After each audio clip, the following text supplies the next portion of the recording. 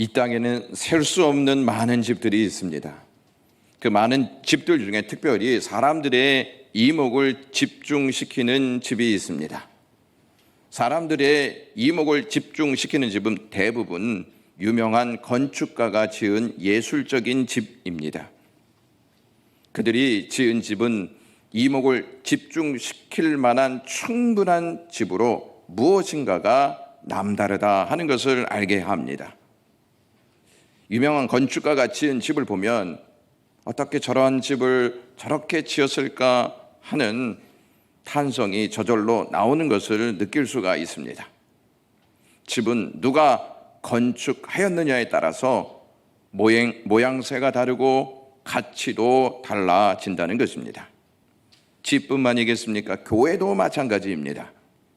제가 청년들과 함께 스페인으로 비전 출입을 갔을 때 사그라다 파밀리아 성당이라고 하는 곳을 가게 되었습니다. 그 이름의 뜻은 성가족 성당이라고 하는 의미를 가지고 있습니다. 이 성당은 평생을 기인처럼 살다가 간 스페인의 천재 건축가 안토니오 가우디라고 하는 사람이 설계하였고 지었습니다. 사람들은 이 시대의 건축물에 대해서 20세기의 가장 위대한 종교 건축물 중 하나 이렇게 말하기도 하고 인간이 만든 최고의 조항물이라고도 말하기도 하고 신이 머물 지상의 유일한 공간이라고 평가하기도 합니다. 집이나 성당 그리고 교회의 가치는 얼마나 화려하고 웅장하냐 여기에 달려있기보다는 누가 어떠한 뜻을 가지고 지었느냐에 달려 있다고 봅니다. 사랑하는 영광교회 가족 여러분, 여러분들은 영광교회를 누가 지었다고 생각하십니까? 누가 세웠다고 생각하십니까? 예수 그리스도이신 줄로 믿습니다. 사그라다 파밀리아 성당을 보면서 안토니오 가우디가 떠오른 것처럼 영광교회를 생각하는 모든 사람마다 예수 그리스도만 떠올리는 역사가 일어나기를 간절히 소망해 봅니다. 유명한 건축가가 지은 예술적인 집을 보면서 나도 한번 저런 집에서 살고 싶다 하는 마음을 갖게 됩니다. 그 집을 누가 지었느냐 이것도 중요한데 그 집의 주인이 누구이냐가 더 중요한 것 같습니다. 예를 들어서 그 집에 왕이 살면 그곳은 왕궁이 됩니다. 그 왕궁을 지나가는 사람들은 하나같이 이 집 주인이 왕이래, 왕이 사는 왕궁이야 이렇게 말할 것입니다. 하지만 아무리 예술적인 집 안에 삶을 사는 사람이라 할지라도 그 집 주인이 사기꾼이라면 그것을 아는 사람들은 지나가면서 이렇게 말할 것입니다. 이 집 주인이 사기꾼이래 이렇게 말하지 않겠습니까? 저는 영광교회를 지나가는 모든 사람들이 하나같이 이 교회의 주인이 예수님이시래, 나도 이 교회를 다니고 싶어 라는 말을 했으면 좋겠다 하는 생각을 가져보았습니다. 교회는 모두 교회라고 하는 명칭을 가지고 있지만 가슴 아프게도 주님이 어떠한 분인지 잘 모르고 주님을 대하는 교회들도 있습니다. 교회의 주인이신 예수 그리스도가 어떠한 분인지 모르면 그 교회는 세속 종교, 세상 공동체와 다를 바 없는 분위기로 나아갈 것입니다. 예수님은 자신을 가르쳐서 11절과 14절에 두 번이나 나는 선한 목자다 이렇게 말씀하셨습니다. 예수 그리스도 말고 누가 선한 목자일 수 있겠습니까? 선한 목자는 오직 예수 그리스도 한 분밖에 없는 줄로 믿습니다. 그러므로 우리는 주님이 이 교회의 담임 목사이고 주님이 이 교회의 주인이라는 확신이 있어야 할 줄로 믿습니다. 예수님은 선하신 분이십니다. 예수님이 사용하신 이 선하다 하는 말이 외적으로나 내적으로나 거짓 없이 사랑으로 사랑으로 대하신다는 뜻입니다. 외적으로나 내적으로나 하나도 거침없이 사랑으로 대하신다는 말씀입니다. 선한 목자를 주인으로 모시지 않는 교회는 과연 선하다고 말할 수 있겠습니까? 교회가 사회와 많은 교회로부터 인정을 받고 부러움의 대상이 된다 할지라도, 재정적으로 튼튼하고 여기저기에서 손을 벌리는 교회라 할지라도 선한 목자이신 주님을 주인으로 삼지 않으면 그 교회는 결코 선할 수 없습니다. 보석 가게가 사람들의 이목을 집중시키기 위해서 진짜 보석은 없고 그럴듯한 가짜로 매장을 가득 채워놓는다면 그 가게는 속임수로 운영하는 가게에 불과합니다. 선한 목자이신 예수 그리스도를 주인으로 삼지 않는 교회는 이와 똑같을 것입니다. 선하지 않는 교회입니다. 예수님께서 나는 선한 목자라 이렇게 말씀하셨습니다. 이 말씀은 구약에 예언된 말씀, 구약에서 목자로 오실 예수 그리스도를 말씀하신 그 말씀을 성취하시기 위해서 이 땅에 오신 메시아라고 하는 것입니다. 에스겔서 34장 11절에서부터 15절에 이러한 말씀이 기록되어 있습니다. 주 여호와께서 이같이 말씀하셨느니라. 나 곧 내가 내 양을 찾고 찾되 목자가 양 가운데 있는 날에 양이 흩어졌으면 그때를 찾는 것 같이 내가 내 양을 찾아서 흐르고 캄캄한 날에 그 흩어진 모든 곳에서 그것들을 건져낼지니라. 내가 그것들을 만민 가운데에서 끌어내며 여러 백성들 가운데에서 모아 그 본토로 데리고 가서 이스라엘 산 위에와 시냇가에와 그 땅 모든 거주지에서 먹이되 좋은 꼴을 먹이고 그 우리를 이스라엘 높은 산 위에 두리니 그것들이 그곳에 있는 좋은 우리에 누워 있으며 이스라엘 산에서 살찐 꼴을 먹으리라. 내가 친히 내 양의 목자가 되어 그것들을 누워 있게 할지라. 주 여호와의 말씀이니라. 이렇게 말씀합니다. 하나님은 이스라엘 백성과 언약 관계를 딱 맺으십니다. 그 관계가 목자와 양으로 나타납니다. 그 관계를 잘 설명해주고 이해시켜주는 내용이 출애굽 사건입니다. 하나님께서 애굽의 종으로 살던 이스라엘 백성들을 구원해 내셨습니다. 구원해 내신 이유는 언약 관계이기 때문에 구원해 내신 것입니다. 하나님께서 이스라엘 백성을 애굽 땅에서 구원해 내시고 그들을 이끌어 가나안 땅으로 나아가십니다.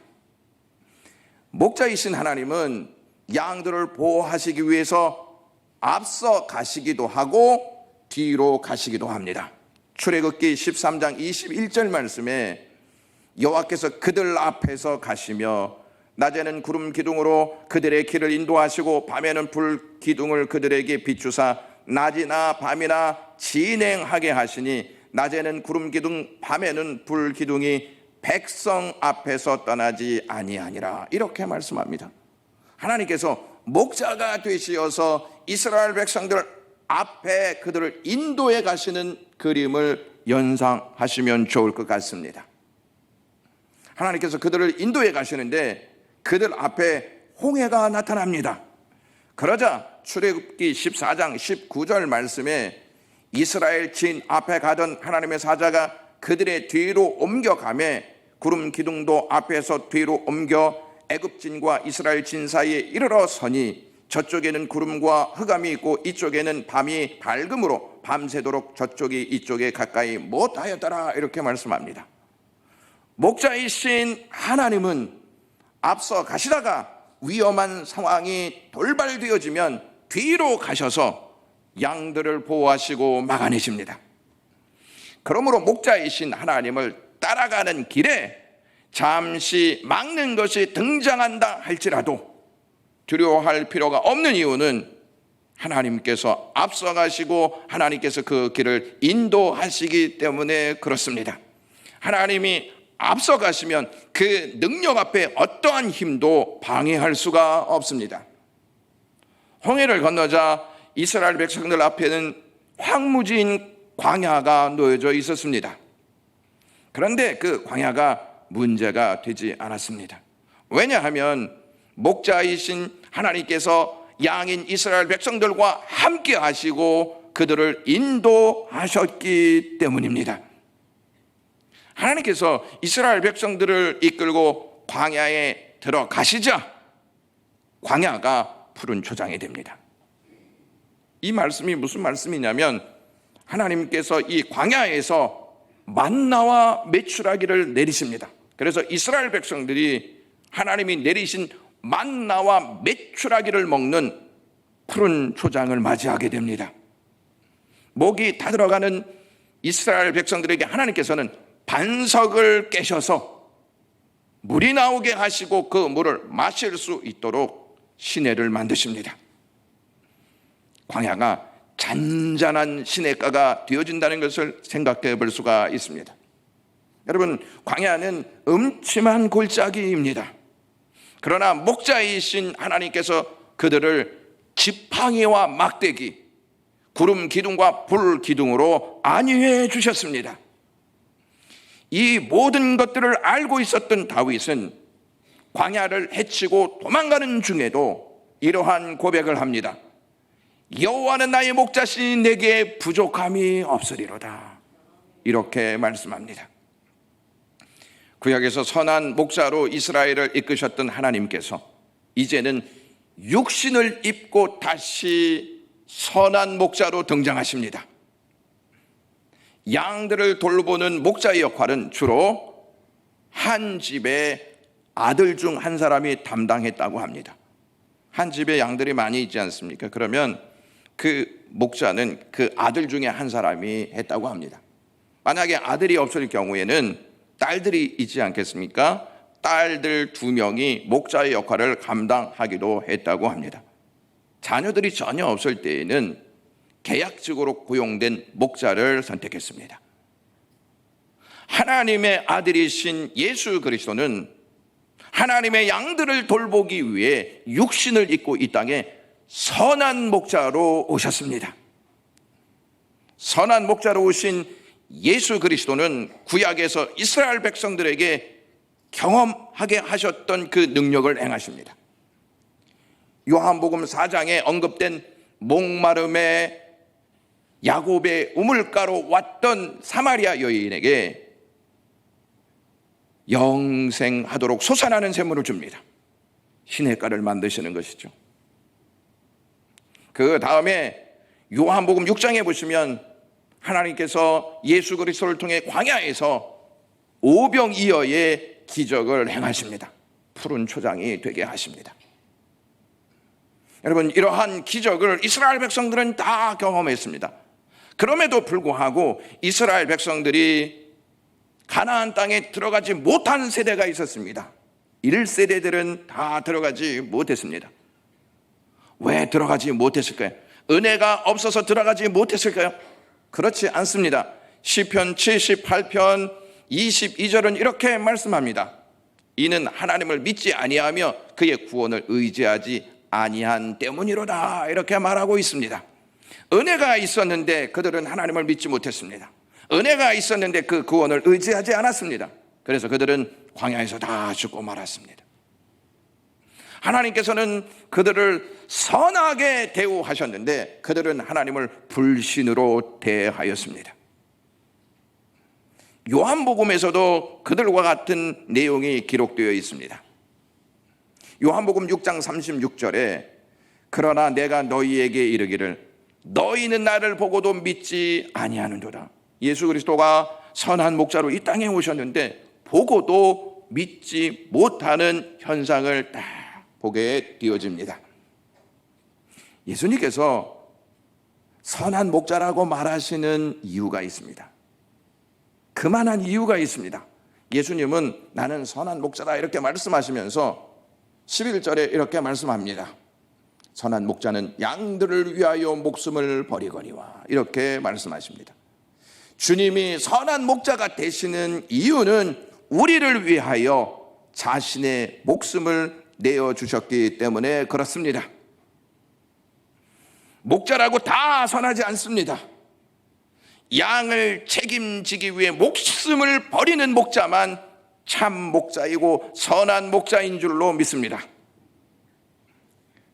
양들은 결코 자기 자신들을 책임질 수 있는 능력이 없습니다. 여러분, 자녀들이 자기 방에 옷가지를 막 벌려놓고 먹었던 것들을 치우지 않고 온통 벌려놓은 것을 딱 봤을 때 부모들은 이렇게 이야기할 것입니다. 너는 왜 치우지도 않고 이렇게 벌려놓기만 하냐? 치우기 싫으면 아예 벌려놓지나 말아야 하지 않니? 이렇게 말하지 않습니까? 자녀들은요, 일을 벌려놓는 데는 아주 선수인 것 같습니다. 그리고 벌려놓은 일을 처리하는 데는 아예 신경을 쓰지 않습니다. 책임지려는 행동을 하지 않는다는 것이죠. 우리도 마찬가지입니다.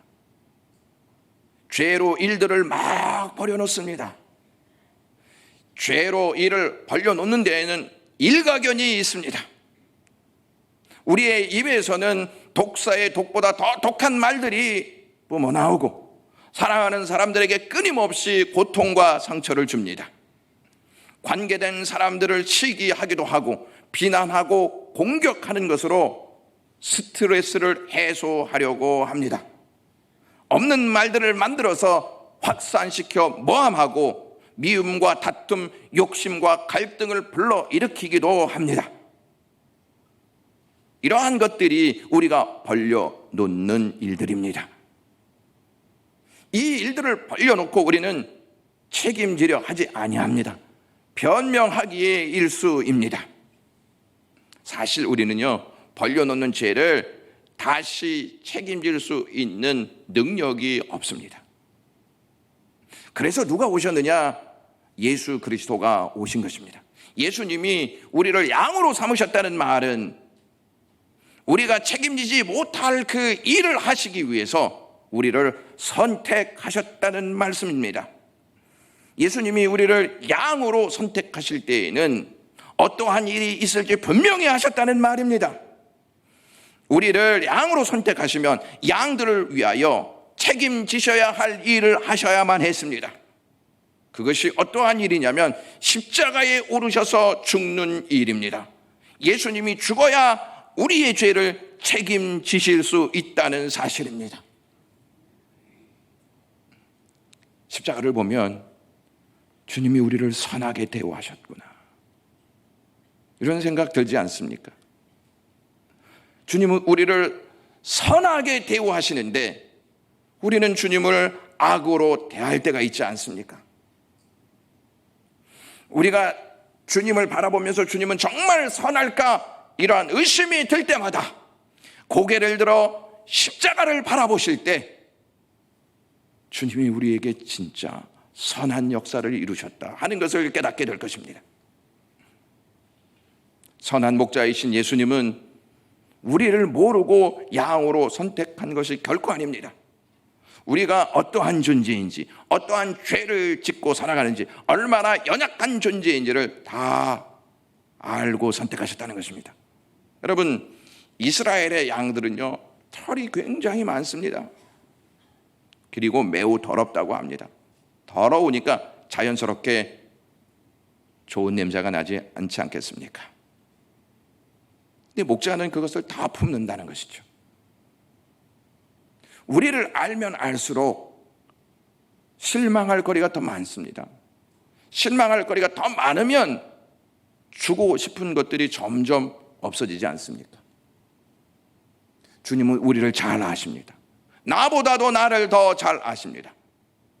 그러한 주님께서 나를 위하여 목숨을 버리시기 위해서 이 땅에 찾아오셨습니다. 주님은 우리를 책임지시기로 작정하셨던 것입니다. 14절과 15절 말씀 보시면 나는 선한 목자라. 나는 내 양을 알고 양도 나를 아는 것이 아버지께서 나를 아시고 내가 아버지를 아는 것 같으니 나는 양을 위하여 목숨을 버리노라, 이렇게 말씀하십니다. 여기에서 나는 내 양을 알고 양도 나를 안다 하는 이 부분이 원문에는 이렇게 직역할 수가 있습니다. 그리고 내가 내 것들을 알며 내 양들을 알고 내 양들 또한 나를 안다, 이렇게 직역할 수가 있습니다. 참 목자와 양들이 가지는 관계의 긴밀성을 강조하고 있는 것입니다. 여기에서 알고라고 하는 것, 아는 것이라고 하는 이 말이요, 히브리 말로 야다, 이렇게 말씀드릴 수 있는데 지식적으로만 아는 것이 아닙니다. 관계를 통해서 깊이 아는 것을 의미합니다. 경험을 통해서 아는 것을 의미합니다. 선한 목자이신 예수님은 자기의 양의 모든 것을 다 아십니다. 주님의 아심은 독점적인 암입니다. 구체적으로 안다는 것입니다. 보이는 것도 알고 보이지 않는 것도 다 안다는 말씀입니다. 시작도 알고 끝도 다 아시는 분이 우리의 목자이신 예수 그리스도이십니다. 이것은 성부 하나님이 성자 하나님을 아는 것 같이, 성자 하나님이 성부 하나님을 아는 것 같이, 남편이 아내를 아는 것 같이, 아내가 남편을 아는 것 같이 안다는 그 뜻입니다. 예수님은 양들의 모든 것을 다 아십니다. 이름도 아시고 음성도 아시고 형편도 다 아십니다. 주님은 양들이 풀을 뜯다가 일이나 도적이 오면 흩어진 것까지 다 알고 계시는 분이 우리 주 예수 그리스도이십니다. 사실 저는 여러분들을 다 알지 못합니다. 여러분들이 어떠한 마음으로 사시는지 잘 모릅니다. 어떠한 상태로 살아가시는지 잘 모릅니다. 어떠한 형편에 있는지도 잘 모릅니다. 그래서 여러분들이 왜 목사님은 나의 상태를 잘 모를까 하는 생각을 줄 수도 있습니다. 저는 여러분들을 잘 알지 못하기 때문에 때로는 여러분들 마음에 서운한 감정을 갖게 할 수도 있습니다. 그러나 우리의 선한 목자이신 예수님은 우리를 다 아십니다. 그러므로 다른 것에서 기쁨을 찾지 마시고 예수님이 우리의 선한 목자라 하시는 그 말씀 안에서 기쁨을 찾고 감사를 누리시는 저와 여러분들이 되시기를 주님의 이름으로 간절히 소망합니다. 예수님의 말씀에 의하면 양도 목자를 알고 목자도 양을 안다, 이렇게 말씀하셨습니다. 그러니까 양은요, 목자의 음성을 기가 막히게 안다고 합니다. 그래서 목자가 말하면 따라온다고 합니다. 요한복음 11장에는 나사로가 죽은 사건이 나옵니다. 무덤에 안치된 사건이 기록되어 있습니다. 주님은 무덤으로 가십니다. 무덤으로 가셔서 큰 소리로 이렇게 말씀하십니다. 그의 이름을 부릅니다. 나사로야, 나오라, 이렇게 말씀하십니다. 그러자 기적이 일어났습니다. 죽은 나사로가 수족을 배로 동인 채 나왔습니다. 무슨 뜻인지 아십니까? 목자이신 예수 그리스도가 양인 나사로를 부르자 나사로가 목자의 음성을 듣고 나왔다는 것입니다. 이것이 목자와 양의 관계인 것을 우리에게 알려주고 있는 대목입니다. 유명한 부흥사 무디 목사님의 설교집에 나온 예화입니다. 양을 치는 목자가 있었습니다. 그래서 이제 사람들이 이 목자와 양의 관계를 알고 싶어서 이 곳을 방문하였습니다. 방문한 한 방문객이 이 목자에게 물었습니다. 진짜 목자가 양의 이름을 부르면 옵니까? 이렇게 물었습니다. 그래서 이 목자가 한번 실험을 해보았습니다. 양들이 막 풀을 뜯고 있었습니다. 어떠한 양의 이름을 딱 부르자 그 양만 딱 목자를 쳐다보는 것이었습니다. 같은 방식으로 목자는 자기 주위로 12마리의 양을 불러냈습니다. 이를 본 방문자가 물었습니다. 어떻게 당신들은 양들을 분간할 수가 있습니까? 양들 모두가 다 똑같아 보이는데 어떻게 그 이름을 다 알 수 있습니까? 이렇게 물었습니다. 목자는 자기들을 자기가 가지고 있는 양들 중에 흠 없는 양은 하나도 없다. 그래서 각각 흠이 있는 것을 기억하고 이름을 진다고 합니다. 흠을 보면 그 양의 이름을 아는 것입니다. 목자는 방문객에게 어떤 낯선 사람도 양을 속일 수 없다고 이야기해 주었습니다. 그러니까 양들은 목자를 잘 안다는 것이죠. 그래서 호기심 많은 이 방문객이 목자의 옷을 딱 입고 모자를 쓰고 지팡이를 들고 양떼로 갔습니다. 그는 목자로 가장해서 간 것이죠. 목자와 비슷한 목소리를 내기 시작했습니다. 그리고 양들의 이름을 부르기 시작하였습니다. 한 마리도 반응하지 않았습니다. 한 마리로 또 따라오지 않았습니다. 그러자 진짜 목자가 이렇게 기뜸해 주었습니다. 만약 양의 건강이 좋지 않게 되면 간혹 따라갈 수도 있습니다. 정상적인 양은 목자만 따라간다는 것입니다. 그리스도인들도 믿음에서 병들고 약해지면 아무나 따라갈 수가 있습니다. 여러분, 우리가 어려운 상황에 놓여 있을 때 간혹 주님은 참 선한 목자이실까? 이러한 의문을 갖기도 합니다. 그러나 우리가 어려움을 겪고 있다고 해서 예수님이 선한 목자가 아니시라는 증거는 하나도 없습니다. 자녀가 넘어졌다고 부모가 사랑이 없다는 둥, 선하지 않다는 둥의 말을 할 수 있겠습니까? 자녀가 넘어져도 부모는 여전히 사랑합니다, 자녀를. 아이가 아파도 부모는 여전히 자녀에게 사랑을 베푸는 은혜를 줍니다. 우리는 우리가 원하는 것을 예수님께 구했을 때 받지 못하는 경우도 있습니다. 우리가 정말 필요한 것을 예수님께 간절히 구하였을 때 예수님이 주시지 않는 경우도 있습니다. 그래서 우리는 때로 서운한 감정을 갖기도 합니다. 그리고 주님의 사랑에 대해서 의심을 하게 되기도 합니다. 우리가 원하는 것, 우리가 필요한 것을 주시는 분이 아닌 것처럼 느낄 때 서운해하지 마십시오, 여러분. 왠지 아십니까? 예수님은 자신을 우리에게 다 주셨기 때문에 그렇습니다. 우리가 원하는 것, 우리가 필요한 것을 주시지 않는다라고 생각할지 모르겠지만 주님은 당신의 모든 것을 우리에게 다 주셨습니다. 주님의 모든 것을 받은 존재가 우리라는 것을 인식하셔야 합니다. 주님은 선한 목자라고 말씀하시면서 자꾸 이러한 말씀을 하십니다. 11절부터 한번 보시면 나는 선한 목자라. 선한 목자는 양들을 위하여 목숨을 버린다. 나는 양을 위하여 목숨을 버린다. 내가 내 목숨을 버린다. 내가 내 목숨을 스스로 버린다. 이렇게 말씀합니다. 강요에 의해서 한 것이 아니고 스스로 자신을 우리에게 주시는 분이십니다. 여러분, 이 세상에서 가장 비싼 존재가 누구인지 아십니까? 값으로 따질 수 없는 존재가 누군지 아십니까? 예수님을 받은 존재입니다. 저와 여러분들이 이 세상에서 가장 비싼 존재인 것을 아셔야 합니다. 예수 그리스도를 받았기 때문에 그렇습니다. 주님은 우리를 그만큼의 가치 있는 존재로 이끄셨습니다. 어느 목사님의 이야기입니다. 그 목사님은 어머니가 자신을 낳았을 때쯤 막 입에서 피를 토해냈습니다. 아무래도 너무 이상하다 해서 검사를 받아보았습니다. 의사가 이러한 말을 했습니다. 말기암입니다. 의사는 당연히 아이는 또 가져도 되니 아이를 포기하고 항암 치료를 하십시다 이렇게 권했습니다.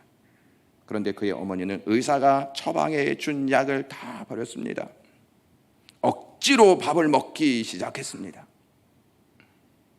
자기의 치료를 포기하고 아이를 선택한 것입니다. 그렇게 해서 목사님이 태어났고 20일 동안 젖을 이 목사님에게 물리다가 어머니는 돌아가시고 말았습니다. 목사님의 할머니인 그 어머니의 어머니가 이러한 말을 전해 주었습니다. 엄마가 돌아가셨을 때 눈을 뜨지 못하고 돌아가셨다. 이러한 말을 전해 주었습니다. 젖먹이를 떼어놓고 눈을 못 감겠다 하는 그 엄마의 마음이 아니겠습니까? 이러한 사랑이 어떻게 이 세상 가운데서 있을 수 있겠습니까? 하나님은 우리를 만드셨을 때 하나님의 성품을 담아 만드셨습니다. 하나님의 성품 중에 하나님의 사랑이 있습니다. 하나님의 사랑이 이렇게 만든 것입니다. 그렇기 때문에 예수님이 양들을 위하여, 냄새나고 더러운 양들을 위하여 목자가 되신 것입니다. 여러분, 그 당시에 목자는 멸시받는 직업이었습니다. 목자는 천대받는 직업이었습니다. 예수님이 우리를 위해서 천대받고 멸시받기로 작정하셨다는 것입니다. 우리는 이 예수님을 늘 잃어버리지 않습니까? 선한 목자이신 예수 그리스도는 절대 우리를 잊어버리지 않습니다.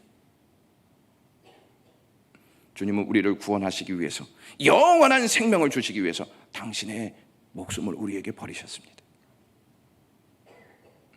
저는 이 부분을 묵상하다가 나를 선하게 대우하시는 주님을 생각하니까 막 가슴이 벅찼습니다.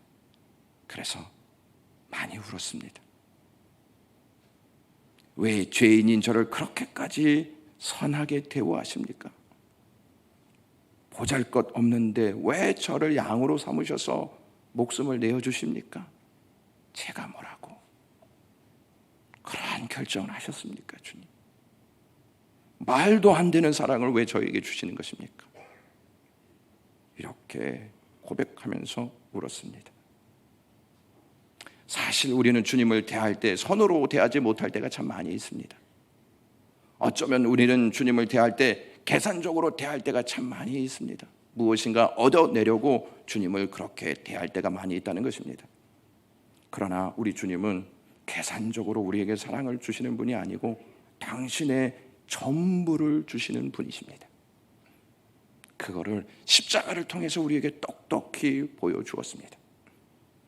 그러므로 우리 모두는 영광교회를 생각할 때마다, 나를 생각할 때마다 주님만 떠올라야 할 줄로 믿습니다.